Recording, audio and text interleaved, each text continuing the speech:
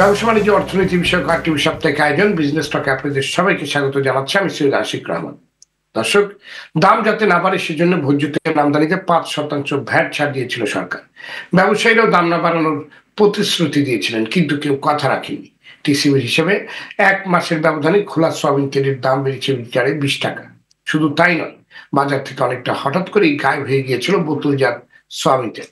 পাইকারি বিক্রেতারা বলছেন, রিফাইনারি কোম্পানিগুলো সরবরাহ কমিয়ে দেয় বাজারে সংকট তৈরি হচ্ছে। অন্যদিকে সরবরাহ ঠিক থাকার নথিপত্র দেখিয়ে সংশ্লিষ্ট কোম্পানিগুলো বলছে, মধ্যস্বত্বভোগীরা বাড়তি মুনাফার আশায় তেল মজুত করে রাখায় বাজার তেল শূন্য হয়ে গিয়েছিল।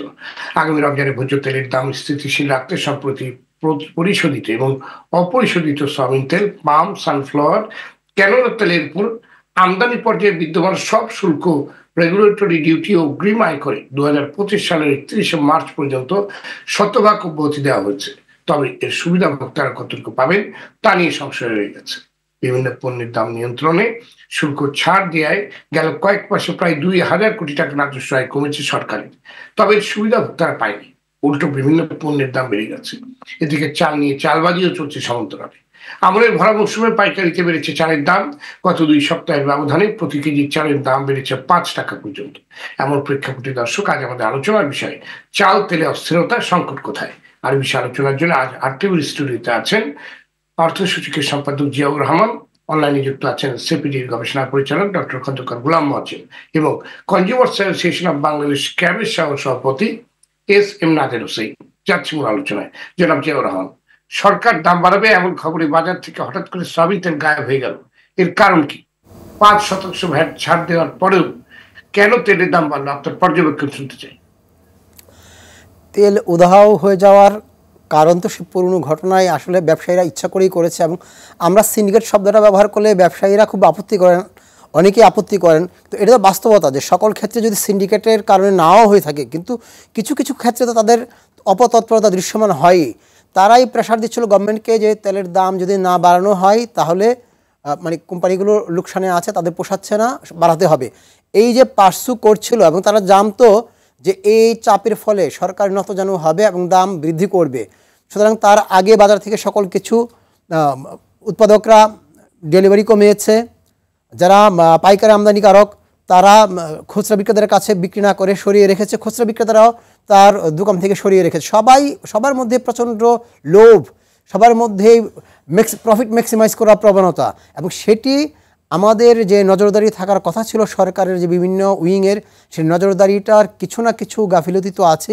সে সুযোগটাকে ব্যবসায়ীরা আসলে কাজে লাগিয়েছে। তারা জানতো যে বাড়ানোর পর, আপনি দেখেছেন যে বাড়ানোর পর কিন্তু দোকানে আবার যেই তেল বাজারে উধাও ছিল, দামটা বাড়ানোর সাথে সাথে এই দিন 2-3-4 ঘন্টার মধ্যে কিন্তু বাজারে আবার অ্যাভেলেবল হয়ে গেছে। তার মানে কি? এটা তো আকাশ থেকে চলে আসেনি, এটা দেশের মধ্যেই ছিল। সুতরাং কেন উধাও হয়েছিল, কারা উধাও করেছিল, কীভাবে আবার এলো, এই জায়গাগুলো যদি মনিটরিং করে যদি সত্যিকার অর্থে কেউ দোষী হয়ে থাকে এবং সেই দোষীদের বিরুদ্ধে ব্যবস্থা না নেওয়া যায়, তাহলে এই প্রবণতা চলবে। এবং দুর্ভাগ্য হচ্ছে যে এই প্রবণতা আমরা বছরের পর বছর ধরে দেখছি। আমরা আগের সরকারের আমলেও দেখেছি, এই সরকারের আমলে কিছু পরিবর্তন আশা করেছিলাম, তো আসলে সেই পরিবর্তনটা তো আসলে আমরা ওভাবে দেখতে পাচ্ছি না। কেন যেন মনে হচ্ছে যে অন্যান্য ইস্যু নিয়ে তাদের যতটা আগ্রহ, এই দ্রব্যমূল্যের মতো মৌলিক জায়গা, সেই জায়গায় তাদের আগ্রহ মনোযোগের কিছু না কিছু ঘাটতি আছে। এই ঘাটতির সুযোগটাই নিচ্ছে আমাদের অসাধু ব্যবসায়ীরা। জি, ধন্যবাদ আপনাকে। জনাব নাজির হোসেন, 1 মাসের ব্যবধানে সয়াবিন তেলের দাম বেড়েছে 20 টাকা, পাম তেলের দাম বাড়লো 17 টাকা। এটা এর আগে কখনো হয়নি। কতখানি যৌক্তিক কারণে এমন অস্বাভাবিক হারে দাম বেড়েছে বলে আপনি মনে করেন? না, ধন্যবাদ। আসলে মানে এখানে যৌক্তিক কোনো কারণ তো আমরা বলতে পারবো না। কারণ হলো যে এখন ব্যবসায়ীদের হাতে তো আমরা জিম্মি, আসলে জিম্মি দশা থেকে আমাদের বের হওয়ার কোনো রাস্তা আমরা এখন পর্যন্ত দেখছি না। এই প্রতিনিয়ত সয়াবিন তেল বলেন, অন্যান্য আইটেম বলেন, আপনি চালের কথাও বলেছেন, এই বড় মৌসুমে চালের দামও বাড়তি। তো এই যে প্রতিটা আইটেম যে বেড়ে যাচ্ছে, দামগুলো বেড়ে যাচ্ছে, এটার পেছনে কিন্তু যুক্তিসঙ্গত কারণ নাই। যুক্তিসঙ্গত কারণ একটাই, অতি মুনাফা লাভের মনোভাব। এবং আগে থেকে তারা যেভাবে চেয়েছেন প্রশাসন যন্ত্রকে, তারা সেভাবে কিন্তু পরিচালিত করে যাচ্ছেন। তো এখন ধরেন এই যে দাম কমানোর জন্য সরকার শুল্ক কমালো, গতকালকে আরো কমালো। তো আমরা তো বক্তব্য পড়ছি এটার কোনো ধরনের সুফল পাই নাই। এবং জিয়া ভাই একটুখানি বলেছেন, সেটা হলো যে যেভাবে নজরদারি থাকার কথা সেভাবে থাকে না। এটা তো আমরা প্রতিনিয়তই বলছি, কিন্তু বলার পরে আমাদের কাছে যেটা মনে হচ্ছে যে 15 বছর যে ধরনের মানে স্টাইলটা ছিল, এখন কিন্তু ঠিক মানে সেম স্টাইলে চলছে এরকম অনেকটাই মনে হচ্ছে। কারণ হলো যে আমরা যে পরামর্শগুলি বিভিন্ন সময় দিচ্ছি, সেই পরামর্শগুলি আমলে নিচ্ছে বা সেই ধরনের কোনো ব্যবস্থা নেওয়া হচ্ছে, সেটার কিন্তু লক্ষণ দেখা যাচ্ছে না। যার কারণে শুল্ক কমালেও সরকারের ধরেন মানে সরকারের এদিকে মানে রাজস্ব কমে যাচ্ছে, কিন্তু আমরা ভোক্তা পর্যায়ে কোনো সুবিধা পাই নাই। এখন দাম বাড়ানোর ক্ষেত্রে যেমন ধরুন গতকালকে 3টা জিইউতে মানে একদম ভোজ্য তেলে সবগুলি শূন্য শুল্কে মানে সবগুলি আমদানি করা হচ্ছে, করার সুযোগ করে দিয়েছেন। এখন হয়তো আমরা দেখা যাবে যে এখন একটা ক্যালকুলেশন করা হচ্ছে, মানে 40 থেকে 50 টাকা মানে কমবে। এমন এমন হতে পারে যে 2 দিন পরে হয়তো ওরা নতুন করে আরেকটা প্রস্তাব দিবে যে এই কারণে আরো দাম বাড়ানো দরকার নতুন করে। এই যে 50 টাকার যে কথাগুলি বলা হচ্ছে সেখান থেকে না কমিয়ে হয়তো বলবে যে আরো এই ধরনের বিষয়গুলি আছে, ওয়ার্ল্ড মার্কেটের কথা বলবে, ডলারের কথা, ফ্লাকচুয়েশনের কথা বলবে। এরকম অনেকগুলি অজুহাত কিন্তু তাদের রেডি করাই আছে। তো ওখান থেকে দিয়ে আবার একটা প্রস্তাব দিবে যে এটা বাড়ানো দরকার। এবং যেই প্রক্রিয়া তারা দামটা বাড়িয়েছে, যেমন ধরেন সাপ্লাইটা বন্ধ করে দিয়েছে, তো সাপ্লাই বন্ধ করে দিলে বাজারে অবশ্যই হাহাকার হবে। এবং এই হাহাকারের কথা শুনে মানে হাহাকারটাকে রিমেডি দেওয়ার জন্য দাম বাড়ানোর প্রস্তাবটা নিয়ে নিলেন। তো এটা তো আসলে এক প্রকার ভোক্তাদেরকে জিম্মি করে দাম বাড়ানোর যে কৌশল, সে কৌশল পুনরায় এটা এটা অনেক পুরানো কৌশল। সে কৌশলটাকে বারবার কিন্তু তারা অস্ত্র হিসেবে ব্যবহার করতেছে। তো এখানে আসলে মানে নতুন করে চিন্তা করতে হবে। আমরা যেটা বলছিলাম যে আসলে অ্যাডভাইজরি কাউন্সিলের থেকে একটা পরিষ্কার ঘোষণা আসা যে বাজার ব্যবস্থাপনার ক্ষেত্রে তাদের মেসেজ গুলা কি, আজ পর্যন্ত জি, আমরা কিন্তু মানে এই মেসেজ গুলো পাই নাই। তো না পাওয়ার কারণে ব্যবসায়ীর এই সুযোগগুলো বারবার নিচ্ছে এবং তারা জানে মাঝে মধ্যে কিছু হুমকি দামকি দিলেই আবার সে আগের ধারাতে চলে যাচ্ছে। আমরা মনে করতেছি এই অবস্থা মানে চলমান আছে। ধন্যবাদ আপনাকে ডাক্তার খন্দকার গোলাম মজ্জেম। দেশে ভোজ্য তেলের বাজার নিয়ন্ত্রণ করছে 11 থেকে 12টি কোম্পানি। এর মধ্যে সরাসরি আমদানি করছে 4 থেকে 5টি কোম্পানি। এত কম সংখ্যক কোম্পানির তথ্য কেন মনিটরিং করা যায় না? কেন বারবার তেল, চাল, চিনির বাজারে কারসাজির অভিযোগ উঠছে? হ্যাঁ, মানে এটাই দুর্ভাগ্য যে বাংলাদেশে এখনো কার্যকর একটা আহ, আহ, তথ্যউপাত্ত ভিত্তিক একটা সাপ্লাই চেইন আমরা এখন পর্যন্ত গড়ে তুলতে পারিনি, এবং অনুমানের উপরে আমাদের সমস্ত সিদ্ধান্তগুলো নিতে হয়। এই যে যে ব্যবসায়ীরা দাবি করছেন যে তাদের মূল্য বৃদ্ধি পেয়েছে, তাদের আমদানি ব্যয় বেড়েছে, সেই তথ্যউপাত্তের যৌক্তিকতা কি?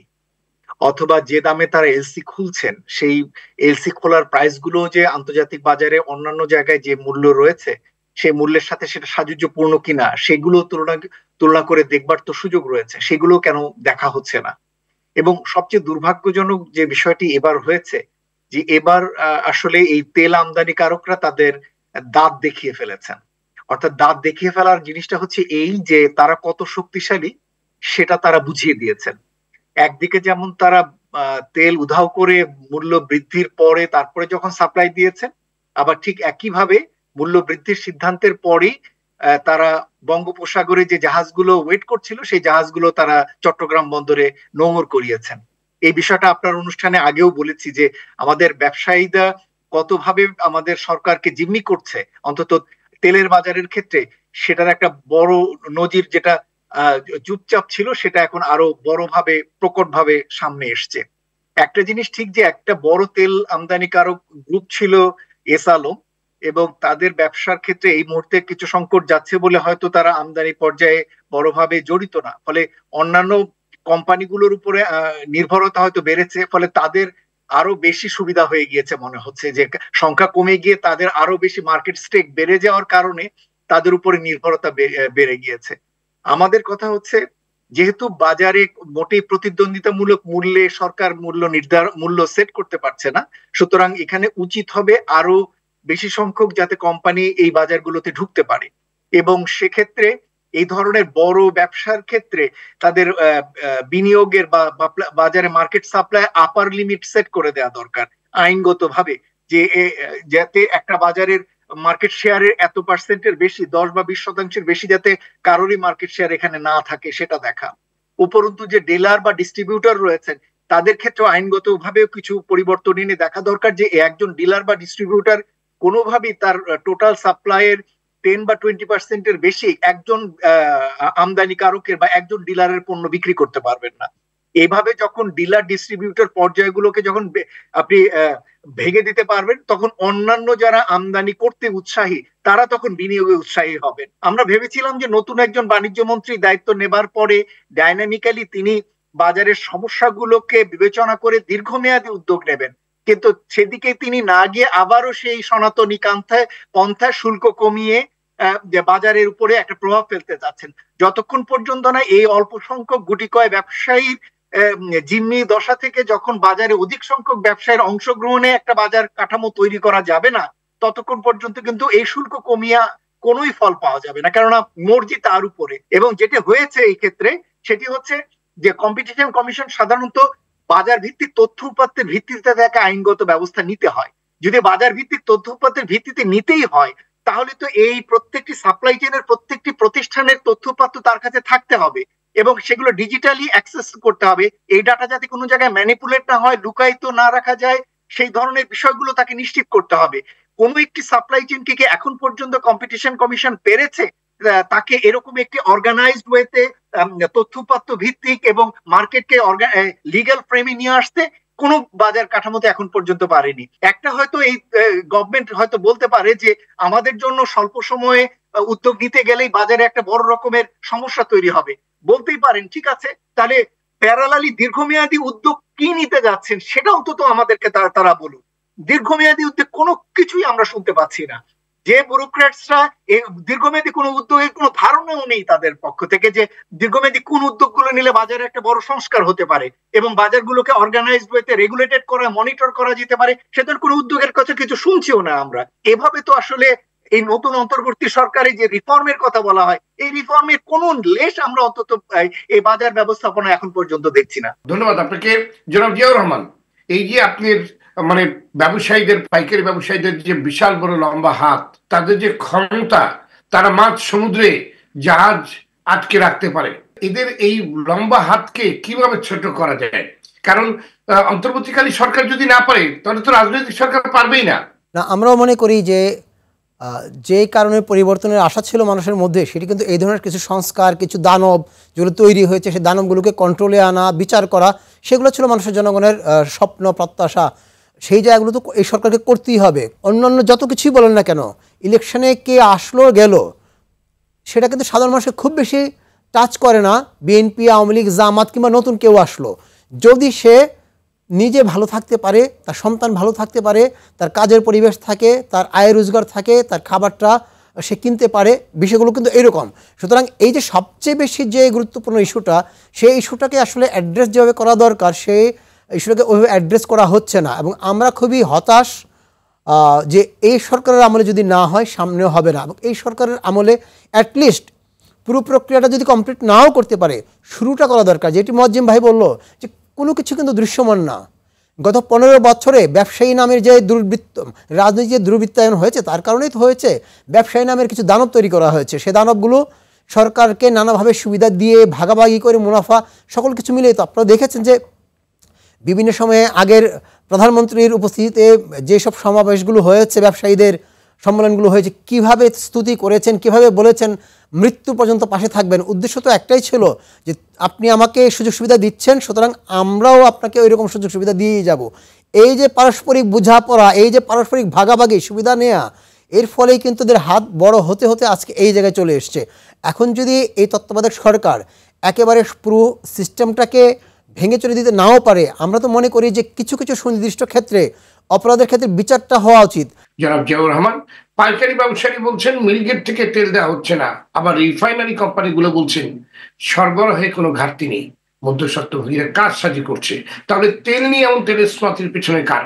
সরকারের নানা এজেন্সিও তো আছে, সেই এজেন্সিগুলোর খোঁজ খবরও তো, তাদের রিপোর্টগুলো তো সরকারের কাছে যায়। সরকার চাইলে জানতে পারবে না, জানবে না, ব্যবস্থা নিতে পারবে না, এটা আমি কোনোভাবেই বিশ্বাস করি না। এখন এই সরকার, আপনি যেটা বললেন, হয়তো ভাবতে পারে যে আমরা অল্প সময়ের জন্য আছি, এই মুহূর্তে কিছু ব্যবস্থা নিতে গেলে যদি আরও কেউ বাজারে বিক্রি বন্ধ করে দেয়, উৎপাদন বন্ধ করে দেয়, আরও হয়তো চ্যালেঞ্জের মুখে পড়ব। তো আমি মনে করি যে সরকার যদি সৎভাবে জনগণের সামনে এই জিনিসটা খোলাসা করতে পারে যে আমরা আপনাদের দীর্ঘমেয়াদে স্বস্তি শান্তির জন্য কিছু দুর্বৃত্তের বিরুদ্ধে ব্যবস্থা নেব, যদি সাময়িক সমস্যা হয় আপনাকে মেনে নেবেন, আপনারা পাশে থাকবেন, জনগণ কিন্তু মেনে নেবে। তেল ছাড়া প্রয়োজনে জনগণ জীবনযাপন করবে যদি সরকার এরকম আশ্বাস দিতে পারে যে 3 মাস 6 মাস কষ্ট করেন, আমরা দুষ্টগুলোকে শাস্তি দিব, আগামীতে এমন একটা সিস্টেম তৈরি করব যেন তাদের মতো দুর্বৃত্ত দুষ্ট লোক তৈরি না হয়, ব্যবসায়ী তৈরি না হয়, এবং এইভাবে আপনাদেরকে বারবার জিম্মি হতে না হয়। সুতরাং জনগণকে আস্থায় নিতে হবে, জনগণকে বোঝাতে হবে, বুঝিয়ে পাশে রেখে এই দুর্বৃত্তদের বিরুদ্ধে ব্যবস্থা নিতে হবে। এই জায়গাটা পরিবর্তন দরকার, এবং এই পরিবর্তনটা যদি না হয় আসলে আমাদের এই আন্দোলন, আমাদের ছাত্রদের জনতার যে আত্মত্যাগ সবকিছু কিন্তু বৃথা হয়ে যাবে। জি, জিয়া রহমান, আগামী রোজায় যাতে তেলের দাম স্থিতিশীল থাকে সেই জন্য সরকার সয়াবিন তেলে 100% শুল্ক ছাড় দিয়েছে। এর সুবিধা কি ভোক্তারা আদৌ পাবে? আমার মনে হয় না। যে ব্যবসায়ীরা দাম বৃদ্ধির সুযোগ নিয়ে চাপের মুখে রেখে আগেই তেল সরিয়ে ফেলতে পারে, তারা যে এই শুল্কমুক্ত ভ্যাটের যে ছাড় দেওয়া হয়েছে সেগুলোর সুবিধা জনগণকে দেবে, এটা আমি কোনোভাবে বিশ্বাস করি না।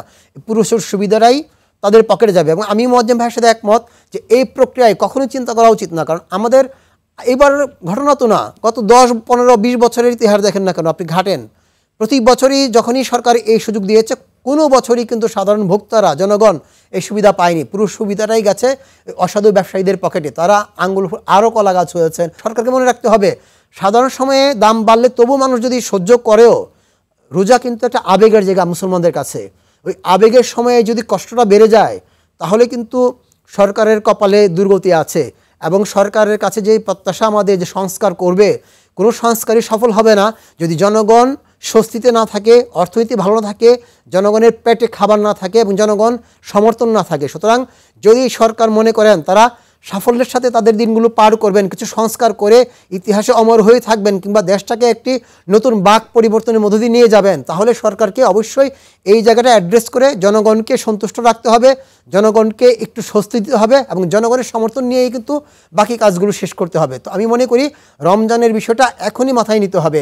ব্যবসায়ীরা তাদের কথা শুনবে, অনুনয় বিনয় করলে কাজ হবে, এটাতে বিশ্বাস না করে বিকল্প কি কি ব্যবস্থা নেওয়া যায় সবগুলো বিকল্প হাতে নিয়ে এগোতে হবে। ধন্যবাদ আপনাকে জনাব নাজির হোসেন। চালের বাজারেও কারসাজির লক্ষণ দেখা যাচ্ছে। আমনের ভরা মৌসুম চলছে, চাল আমদানিতে শুল্কও ব্যাপকভাবে কমানো হয়েছে, অথচ 2 সপ্তাহের ব্যবধানে চালের দাম কেজিতে 5 টাকা পর্যন্ত বেড়ে গেল। এর কারণ কি? না, এটা আসলে এই যে এই সময়টা ভরা মৌসুম, প্রতি বছর আমরা দেখি যে এই সময়ে চালের দাম কিন্তু কমে, কিন্তু এইবার দেখা গেল মানে উল্টা, চালের দাম কিন্তু প্রতিনিয়ত প্রতিদিনই বাড়তেছে। তো এইটার পেছনে যে কারণ আমরা যেটা আগে থেকে বলে আসতেছিলাম, চালের বাজারে কিন্তু কর্পোরেট গ্রুপের মানে আগ্রাসন ঢুকেছে। এই আগ্রাসনের কারণে যেটা হচ্ছে আসলে ওনারা মানে চাল যেরকম সংগ্রহ করছেন, আবার ধানও সংগ্রহ করছেন। তো ধান সংগ্রহ করার কারণে আমরা যতটুকু খোঁজ খবর নিয়েছি সেটা হলো যে ধানের একটা ক্রাইসিস কিন্তু ওই এলাকায় যেখানে ধান বেশি উৎপাদন হয় এই এলাকায় বড় কর্পোরেট গ্রুপরা তাদের আয়ত্তে নিয়ে গেছে মানে অনেক বেশি ধান। ঠিক একইভাবে মানে চালও কিন্তু বিদেশ থেকে আমদানি হচ্ছে। তো বিদেশ থেকে যেটা আমদানি হয় আমরা যেটা দেখলাম যে আসলে ওই আমদানিকৃত চালও কিন্তু ওই যে মিলাররা আছেন, বড় কর্পোরেট গ্রুপ আছেন, তাদের হাতেই চলে যায়, এবং তারা আসলে বিভিন্ন নামে বেনামে এই চালগুলি আমদানির সাথে জড়িত। এখন ধরেন একদিকে তারা লোকাল মার্কেটে ধানগুলি ক্রয় করতেছেন, লোকাল চালগুলি নিচ্ছেন, আবার বাইরে থেকে যেগুলি আসছে এগুলো তাদের করায়ত্ত হয়ে যাচ্ছে। তো এখন এই যে সয়াবিন তেলের বাজারের মতো তারাও কিন্তু এখানে দাম নির্ধারণের ক্ষেত্রে তারাই মূল ভূমিকা পালন করতেছে। তো এখানে আর যেটা হচ্ছে এই চালের বাজারে আমরা যেটা দেখছি যে আমরা আশা করছি বা আমরা বিভিন্ন সময় বলেও আসছি, সেটা হলো খাদ্য বিভাগ একটা নজরদারি রাখবে, একটা মনিটরিং এর আওতা রাখবে যে মিলার গুলি আছে তারা আসলে কি করতেছে, এবং বাইরে থেকে যে চালগুলি আমদানি হচ্ছে সেগুলো আসলে কোথায় যাচ্ছে। তো দুর্ভাগ্যজনক ভাবে সত্য হলো যে আসলে বিদেশ থেকে যে চালগুলি আছে সেগুলোর কিন্তু তদারকি করা হয় না, এগুলো কোথায় যায়। আর লোকাল মার্কেটে যে মিলার গুলি আছে তাদের কাজটা একদম দেখাই হয় না। তো না দেখার কারণে এখন এরা সর্বসর্বা তারা যেভাবে চায় সেভাবে হচ্ছে। তো ওইটার কারণে মানে চালের দাম কোনো সময় কমছে এরকম বিষয়গুলি দেখা যায় না। দেখা যায় যে প্রতিনিয়ত 1 টাকা 2 টাকা এরকম করে করে কিন্তু মানে সব সময় বাড়তেছে। এবং এই সময়টাতে মানে যেখানে মানে নতুন ধান আসতেছে, এই সময় প্রতি বছর দাম কমলেও কিন্তু এবার কিন্তু উল্টা দেখা গেছে। তো এই যদি ধরেন মানে এখানে যদি তারাই মানে মূল নীতি নির্ধারণে ভূমিকা পালন করে থাকেন, তাহলে কিন্তু মানে এইগুলা এরকমই হবে। এবং এখানে কিন্তু কর্পোরেট গ্রুপের আগ্রাসন কিন্তু অনেক বেশি বাড়ছে। আমরা দেখছি যে প্রতিনিয়ত তারা কিন্তু তাদের যে প্রভাব এটা কিন্তু বাড়িয়ে যাচ্ছেন। এবং এই বাড়ানোর কারণে আপনি ধরেন সুপার শপ যেগুলি আছে ওগুলোতে ছোট ছোট প্যাকেট করে ধরেন যেই চাল 60 টাকা, সুপার শপে গেলে এটা দেখা যায় যে 90 টাকা হয়ে যাচ্ছে। মানে ওরা বলতেছে ভ্যালুয়েট করা হচ্ছে, এরকম বিষয়গুলি বলা হচ্ছে। তো বলার পরেও ভ্যালুয়েট করুক যাই করুক, কিন্তু তারা যখনই ওই জায়গাগুলিতে তাদের প্রভাবটা বাড়াবে, দামটা কিন্তু এরকমই থাকবে, দাম বাড়বে। এবং সরকার সেখানে মানে কোনো ধরনের বিষয়গুলির ক্ষেত্রে নজরদারি করবে না, এবং না করার কারণে মানুষের এরকম আমরা প্রতিনিয়ত দামের ক্ষেত্রে হিমশিম খাবো। এই অবস্থাগুলি চলমান আছে। জি, ধন্যবাদ আপনাকে ডক্টর খন্দকার গোলাম মোয়াজ্জেম। আমরা বাজার ব্যবস্থার দুর্বলতার উপর দায় চাপিয়ে দিচ্ছি, কিন্তু বাজার ব্যবস্থার সংস্কারে কোনো উদ্যোগই নেওয়া হচ্ছে না। তাহলে এইভাবেই কি চলতে থাকবে? দেখুন, মূল্যস্ফীতির বিষয়গুলোকে বা বাজারে মূল্য সমন্বয়ের বিষয়গুলোকে সরকার এখনো এন্ড রেজাল্ট অর্থাৎ খুচরা পর্যায়ে কিভাবে মূল্য কমিয়ে রাখা যায় সেটির মাধ্যমে সংস্কারের মাধ্যমে চেষ্টা করে থাকে, বা প্রয়োজনীয় পরিবর্তন আনার মাধ্যমে চেষ্টা করে থাকে। অর্থাৎ ডিউটি কমিয়ে দিয়ে, যদি আমদানি পর্যায়ে হয় ডিউটি কমিয়ে দিয়ে, বা অন্যান্য যে সমস্ত ভ্যাট বা এআইটি রয়েছে সেগুলোকে উঠিয়ে দিয়ে এই মূল্যটি কমিয়ে আনার চেষ্টা করে। কিন্তু মূল্যস্ফীতি নিয়ন্ত্রণের ক্ষেত্রে অথবা মূল্যস্ফীতিকে একটা জায়গায় স্থিতিশীল রাখার ক্ষেত্রে যে বাজার ব্যবস্থাপনার অনেক গুরুত্বপূর্ণ ভূমিকা রয়েছে, এটি আসলে আমাদের মানে রিয়েলাইজেশনের ভিতরে নেই। মানে যে ফুল সাপ্লাই চেইন গুলো যে সরকারের তদারকির ভিতরে থাকা, এবং এখানে যাতে কোনো পর্যায়ে অবৈধভাবে এগুলো যাতে হোর্ডিং না হয়, বা কেউ এগুলোকে জমিয়ে রেখে যাতে বাজারে কৃত্রিম ক্রাইসিস না তৈরি করে, অথবা আমদানি পর্যায়ে এককভাবে অল্প কয়েকজনের উপরে যাতে অতি নির্ভরশীলতা না তৈরি হয়, এই যে বিষয়গুলো, এইগুলোর মধ্যে সরকার ঢুকতে চান না। এর দুরকমের কারণ হতে পারে। সরকারের কর্তা ব্যক্তিরা, বিশেষ করে ব্রোকারেজরা বা এমনকি যারা বাণিজ্য মন্ত্রণালয়ের দায়িত্বে যে ব্যবসায়ী নেতৃবৃন্দ আসেন, তাদের ভিতরে একটা প্রবণতা রয়েছে যে বাজার যেহেতু মুক্ত বাণিজ্য, বা সুতরাং মুক্ত বাণিজ্যের ভিতরে সরকারের কিছুই করার নেই। এই যে মুক্ত বাণিজ্য সরকারের কিছুই করার নেই, এই ধারণাটি আসলে অমূলক। বাজারে কিছুই করার নেই তখনই সত্য যখন আসলে বাজার ব্যবস্থার মধ্যে কেউ হস্তক্ষেপ না করে। কিন্তু যখনই এখানে হস্তক্ষেপ করে তখনই প্রশ্ন উঠে যে সেখানে সরকারের যে তদারকি সেটি জরুরি হয়ে পড়ে। তো আমরা যেহেতু দেখতে পাচ্ছি যে বাজারে বিভিন্ন কোম্পানি তারা হস্তক্ষেপ করছে, তারা বিভিন্নভাবে প্রাইসকে ম্যানিপুলেট করছে, সুতরাং সেই জায়গাটির ক্ষেত্রে সুশাসন আনাটা এটা জরুরি। এবং সেটা যে কোনো দেশে, যে কোনো কম্পিটিটিভ মার্কেটের স্ট্রাকচারই কিন্তু কম্পিটিশন, বা এই যে যেটাকে আমরা বলে থাকি হঠাৎ করে কোনো বড় কোম্পানি বাজারের উপরে তার প্রভাব সৃষ্টি করবে, এটা ভেঙে দেওয়াটা কিন্তু সরকারেরই দায়িত্ব। আমাদের দেশে অধিকাংশ ক্ষেত্রে যেটা হয়, যখনই একটা মুনাফার সুযোগ তৈরি হয় তখনই বাজারে কিছু লগ্নিকারী যুক্ত হয়ে যান। যেমন আলুর বাজারে এই মুহূর্তে যুক্ত হয়েছেন, এখন কিন্তু বিপুল দামে এই আলুর টোকেন বিক্রি হচ্ছে। ঠিক একইভাবে অন্যান্য পর্যায়েও কিন্তু এই টোকেনধারীরা যুক্ত হয়, বা অন্যান্য ধরনের যারা বাজারের যাদের লাইসেন্স নেই কিন্তু জাস্ট লগ্নি করার টাকা রয়েছেন, তারা এখানে যুক্ত হন। সেদিনই শুনলাম যে অর্থ উপদেষ্টা মহোদয় বলছেন যে এদের নিজেদের ভিতরে ভালো যোগসাজশ আছে। শুধু এটুকু বললে তো হবে না, এই অসহায়ত্ব দেখিয়ে তো আসলে সমাধান নেই।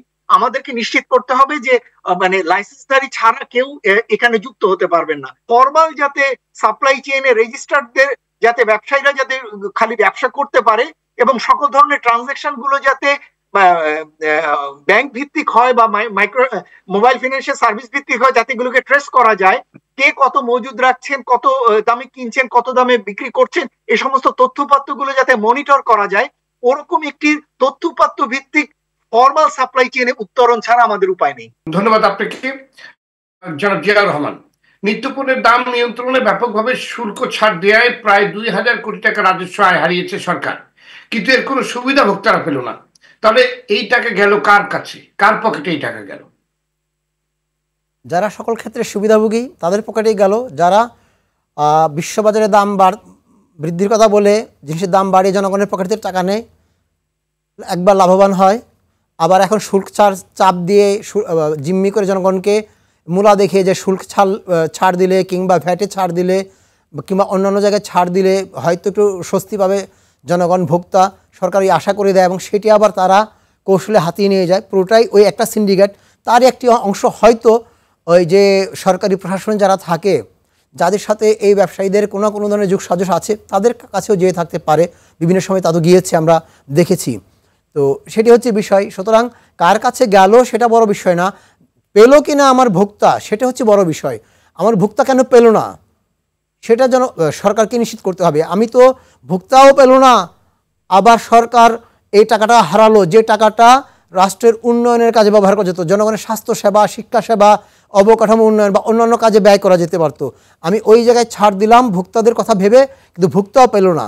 তাহলে এটা কি মানে হয়? সুতরাং এই জায়গাটা অ্যাড্রেস করতে হবে। একটা কেস ধরুক, এবার ধরুক অতীতে ওই সরকারের আমলে অনেক কারসাদি হয়েছে, কোনো জবাবদিহিতা ছিল না, সুশাসন ছিল না, নির্বাচন ছিল না, অনেক কিছুই ছিল না। সুতরাং আমরা আগেরগুলো ধরলাম না। এই সরকারের আমলে যে ঘটনা ঘটেছে এই সময়ে কেন ঘটবে? আমি ছাড় দিলাম জনগণের কথা ভেবে এতগুলো টাকা, সেটা জনগণ বেনিফিট পেল না। কেন পেল না সরকার? এটা কেস স্টাডি হিসেবে নিক, দরকার বলে এর সাথে ট্যারিফ কমিশনকে অন্তর্ভুক্ত করুক, এনবিআরকে যুক্ত করুক, ইকোনমিস্ট যারা আছেন কিছু ব্যবসায়ীকেও নিক, তারপরে খুঁজে বের করুক যে এই টাকাটার কার পকেটে গেছে, কীভাবে গেছে, কোন কৌশলে তারা নিয়ে গেছে, কেন পেল না। তার ভিত্তিতে যদি ওরা কোনো কারসাজি করে নিয়ে থাকে তার বিরুদ্ধে কী ব্যবস্থা নেওয়া যায় হোক। আর যদি মনে হয় যে না এটাকে কন্ট্রোল করা যাবে না, তাহলে এই সিদ্ধান্ত হোক ভবিষ্যতে আর এই শুল্ক ছাড়ের মাধ্যমে কিংবা ভ্যাট ছাড়ের মাধ্যমে বাজার নিয়ন্ত্রণের চেষ্টা করা দরকার নাই, রাষ্ট্রকে দুইভাবে বঞ্চিত করা দরকার নাই, বরং কীভাবে বাজার নিয়ন্ত্রণ করা যায়, কীভাবে অপরাধীর শাস্তি দেওয়া যায় সেই জায়গাটাই প্রধান এজেন্ডা হিসেবে নিক। বিড়ালের গলায় ঘণ্টা বাঁধবে কে? এই ঘণ্টা বাঁধার কাজটা না আগের সরকার করেছে, না বর্তমান সরকারের মধ্যে আমরা খুব একটা কার্যকর উদ্যোগ দেখছি। তা আমরা আশা করতে চাই যে 4 মাসে হয়তো পুরোপুরি বুঝে উঠতে পারেননি, নিশ্চয়ই এতদিনে বুঝতে পেরেছেন, এবারে চালের ইস্যুতে বুঝতে পেরেছেন যে কোথায় ঘাটতি আছে, কোন কাজটি করা দরকার ছিল।